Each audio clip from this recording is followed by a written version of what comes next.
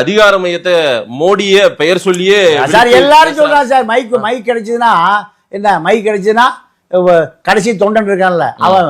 எனக்கு திருப்பூர்ல கம்யூனிஸ்ட் கட்சி பெரிய கோட்டை திருப்பூர், சிபிஎம்லாம் பல ஆயிரம் பேர் இருப்பான். அங்க ஒரு 3 குச்சி, ஒரு சேப்பு சட்டை போட்டிருப்பான், ஒரு மைக் இருக்கும், அதுல 2 கம்யூனிஸ்ட் கட்சி கொடி பறக்கும். ஜார்ஜ் புஷ்ஷை எச்சரிக்கிறேன், பீடி துண்டு பீடியில வச்சிருப்பான். யாரை எச்சரிக்கிறாரு? அமெரிக்க ஏகாதிபத்தியமே ஒழித்து கட்டுவேன். 3 குச்சி, ஒரு மைக், ஒரு மெக்கா போனும். பீடிக்கு தீப்பிட்டி இருக்காது, தோளார் வச்சு தீப்பிட்டி கொடுங்க தோளார், பாதி குடிச்சிட்டு சோப்பில் வச்சுக்குவான். அந்த கம்யூனிஸ்ட் கட்சிக்கார தொண்டை என்ன சொல்லுவான்?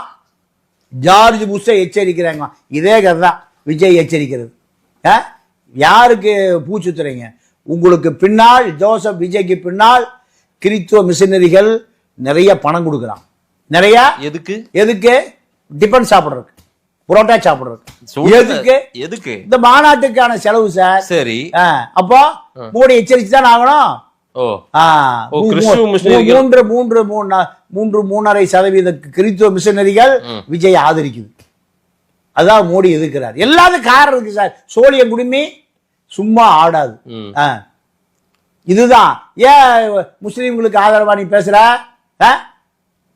மோடியை எதிர்த்தால் முஸ்லீம் வாக்கு வரும், கிறிஸ்துவ மிஷனரிகள் பணம் கொடுக்கும்.